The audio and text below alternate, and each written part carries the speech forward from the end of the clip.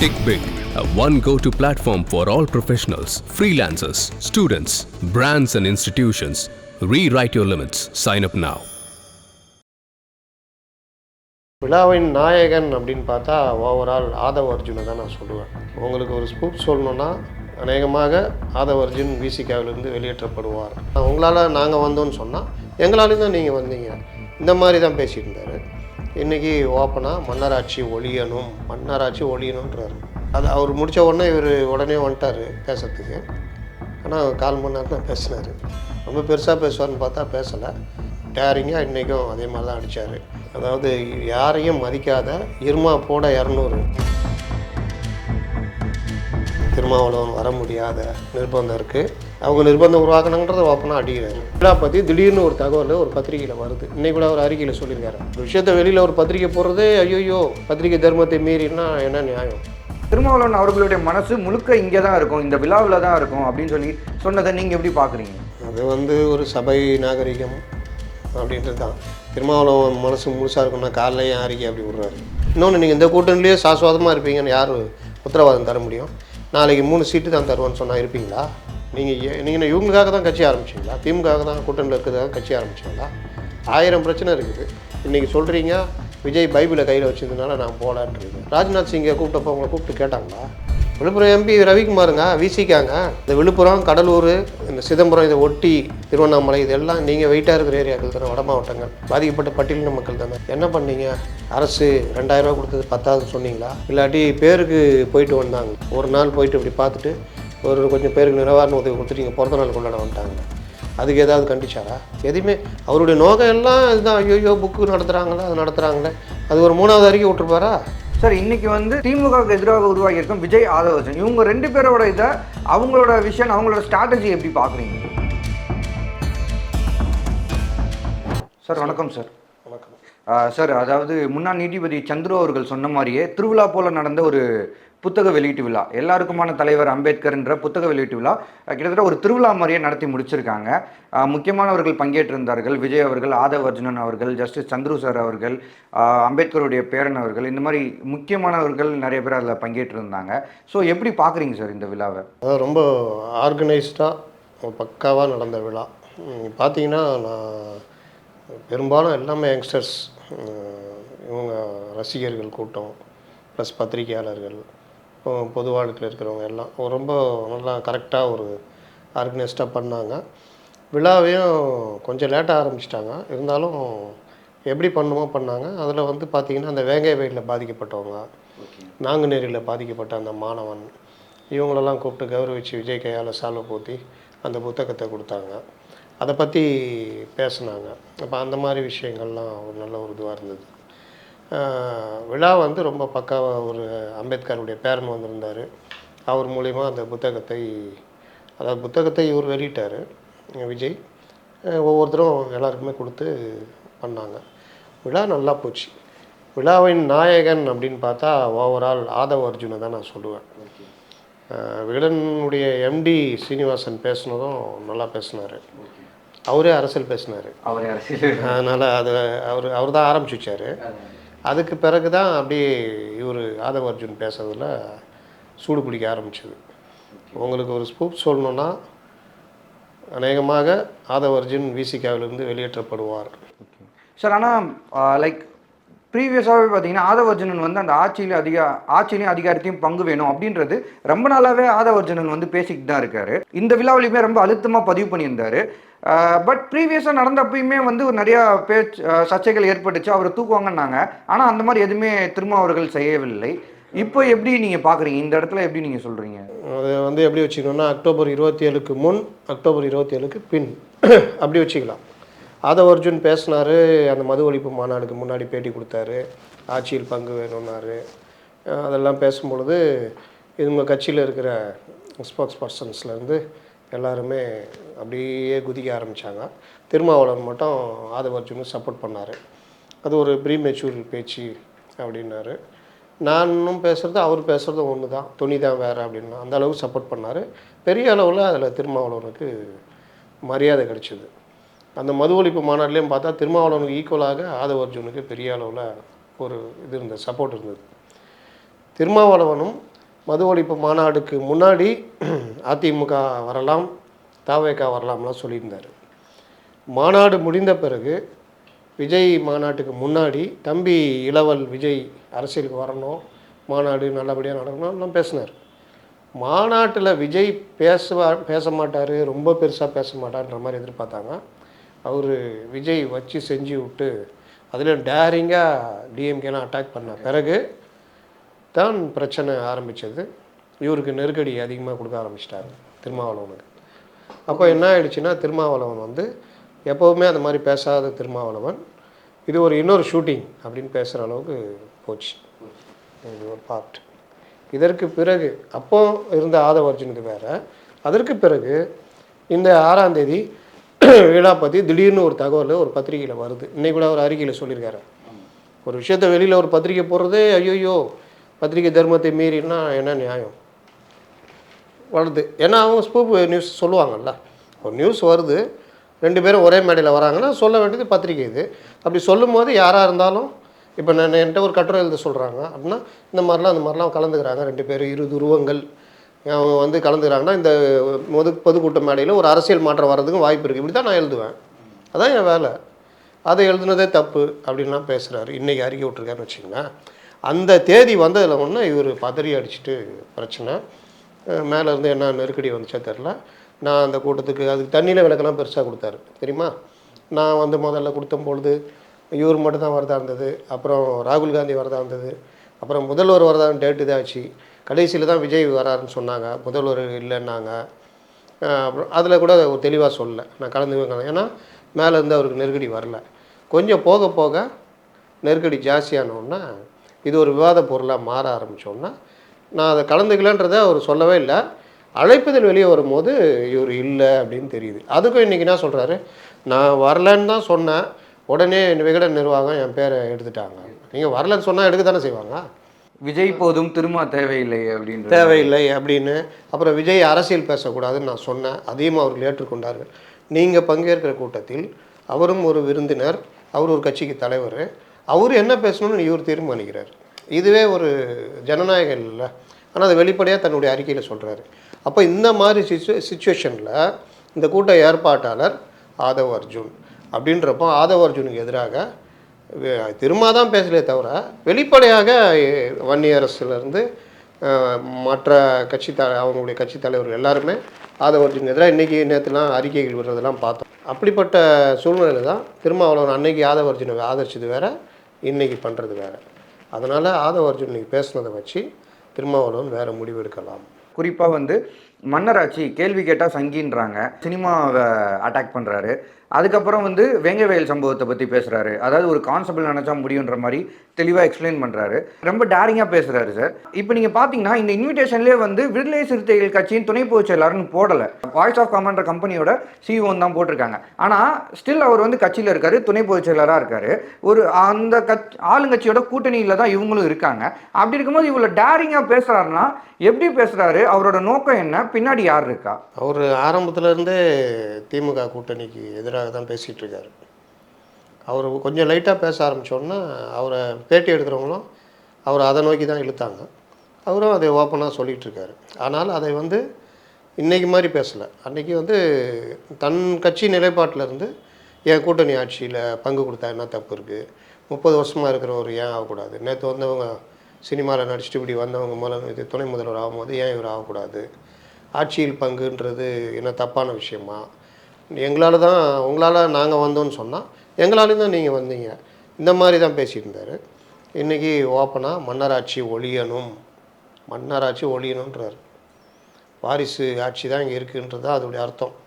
மன்னராட்சின்னா என்ன, தொடர்ந்து அவங்க அப்பா பிள்ளை பையன் இளவரசருக்கு அப்புறம் இன்னொரு இளவரசர் இப்படி தானே வரும்.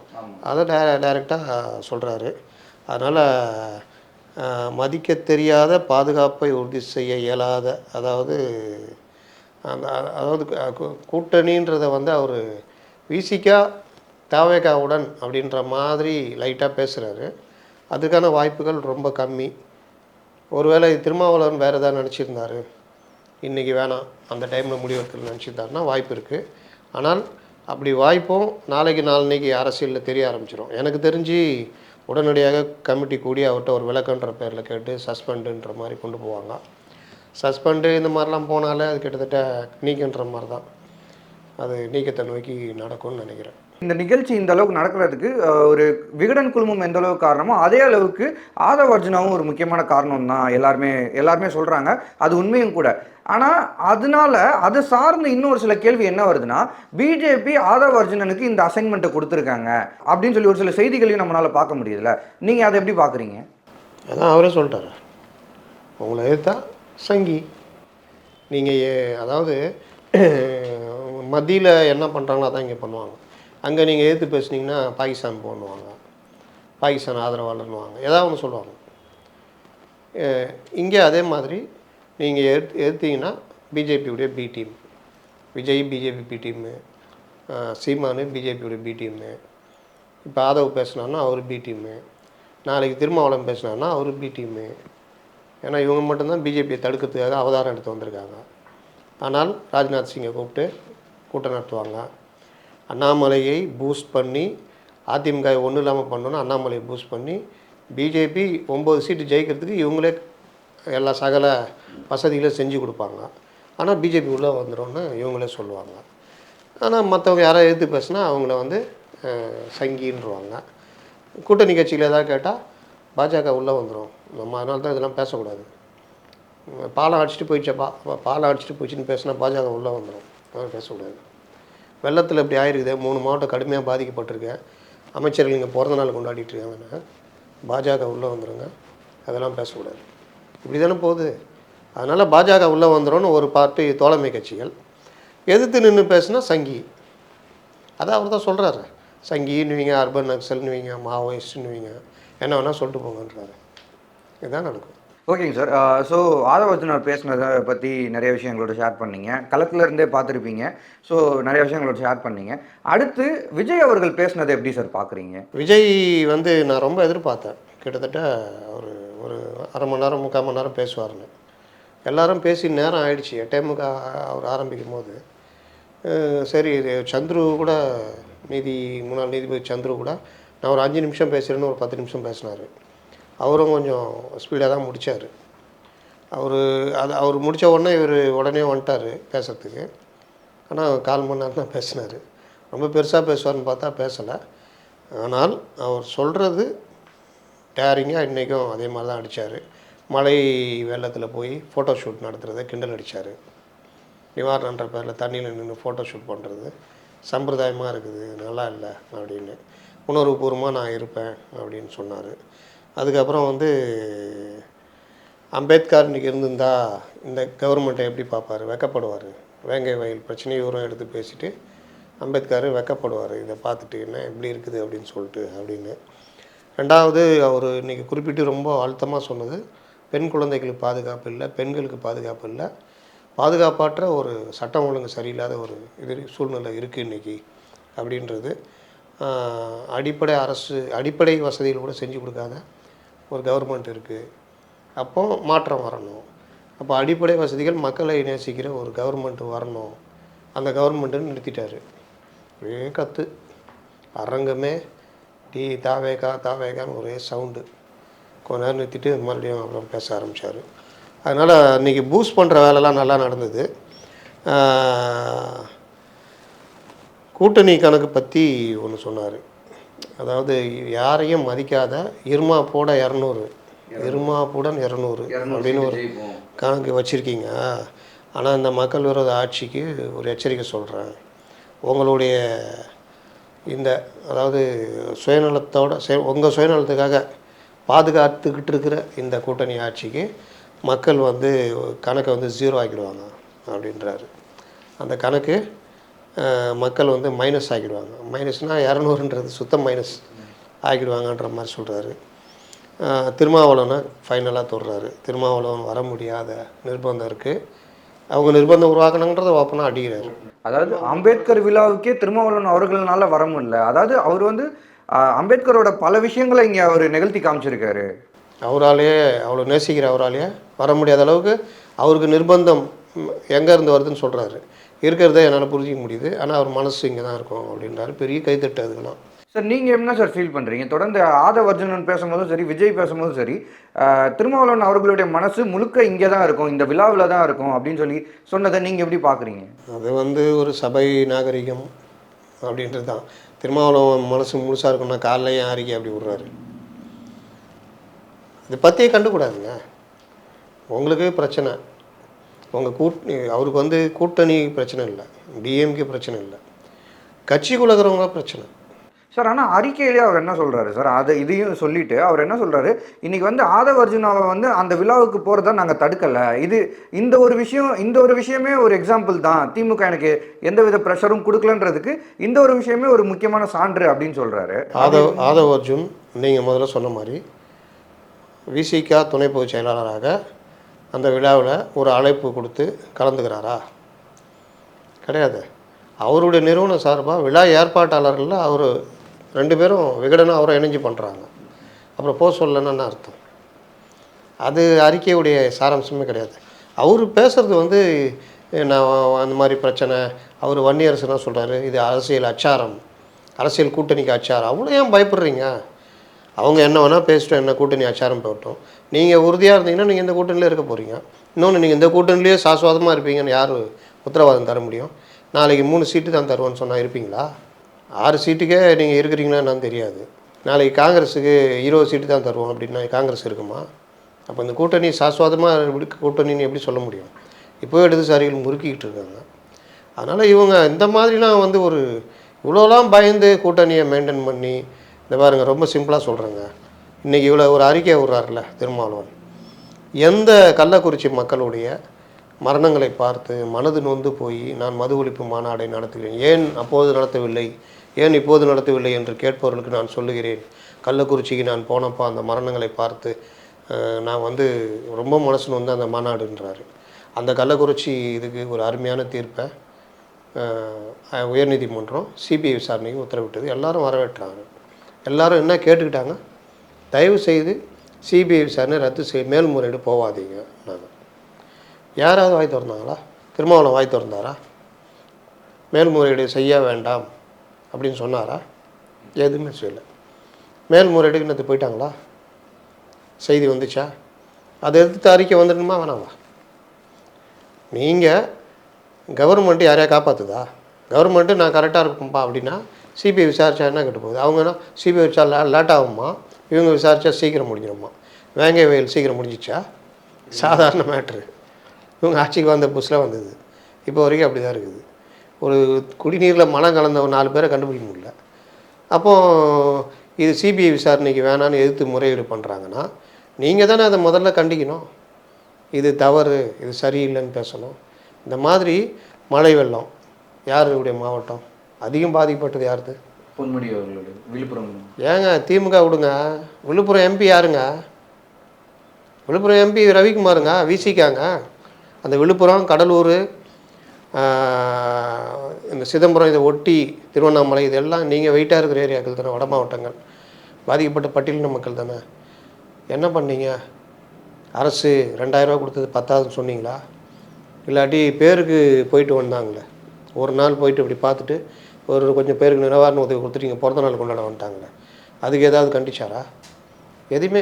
அவருடைய நோக்கம் எல்லாம் இதுதான். ஐயோ புக்கு நடத்துகிறாங்களே, அது நடத்துகிறாங்களே. அது ஒரு 3வது அறிக்கை விட்டுருப்பாரா? இவர் ஒரு 3 அறிக்கை விட்டார், 3-4 அறிக்கை மேலே விட்டார்.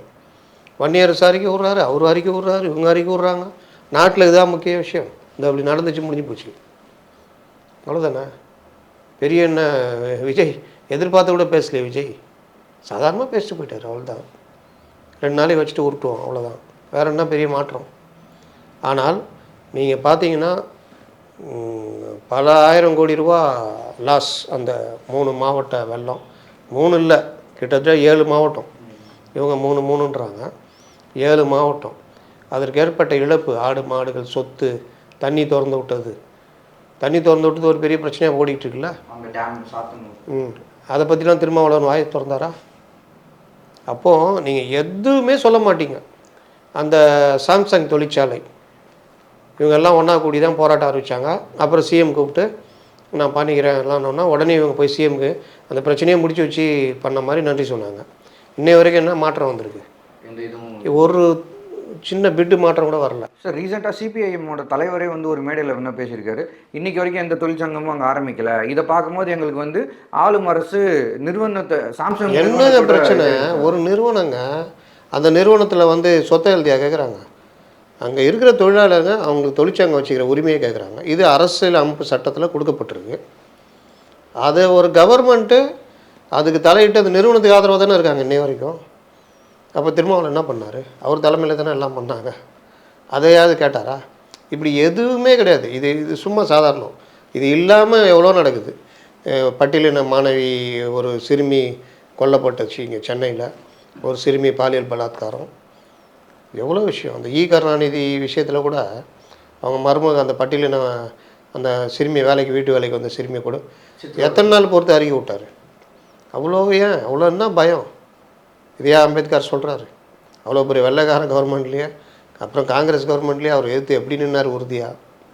அதனால் இது வந்து அப்பட்டமாக தெரியுது. நீங்கள் சும்மா யாரை கூப்பிட்டு கேட்டாலும் சொல்லுவாங்க இவங்க இதை பற்றி மட்டுமே யோசிச்சுட்டு இருக்கிறாங்க, வேறு எதுவுமே யோசிக்கலைன்னு. இதே யோசிச்சனால இன்றைக்கி ஆதவ அர்ஜுனன்னா உடனே ரியாக்ஷன். அங்கே ஆக்ஷன், இங்கே ரியாக்ஷன். நாளைக்கு விளக்கம் கேட்குறேன் அப்படின்ட்டு நீங்கள் பேசுனது கூட்டணி தர்மத்துக்கு விரோதமானது, ஆகவே உங்களை சஸ்பெண்ட் பண்ணுறோம் ஏதாவது சொல்லுவாங்க. கட்சி விட்டு அனுப்புகிற வேலை நடக்கும். ஏன்னா தலைவருங்க கோச்சிட்ருப்பாங்க நேரத்துக்கு. அதை வச்சுன்னா இது பண்ணுவாங்க. அதை வச்சுன்னா இவங்களே பிடிச்சி விஜய் கட்சியை நோக்கி தள்ளுறாங்க. ஆமாம், ஒரு நல்ல ஸ்ட்ராட்டஜிஸ்ட்டாக அவங்க கிடைப்பாங்க. Sir last question sir. Sir இன்னைக்கு வந்து திமுகவுக்கு எதிராக உருவாகியிருக்கும் விஜய் ஆதவ் அர்ஜுன், இவங்க 2 பேரோட இதை அவங்களோட விஷயம் அவங்களோட ஸ்ட்ராட்டஜி எப்படி பார்க்குறீங்க சார்? ஆதவ் அர்ஜுன் ஒரு பெரிய ஸ்ட்ராட்டஜிஸ்ட். அவர் இன்றைக்கி 300 தான் சொன்னார்.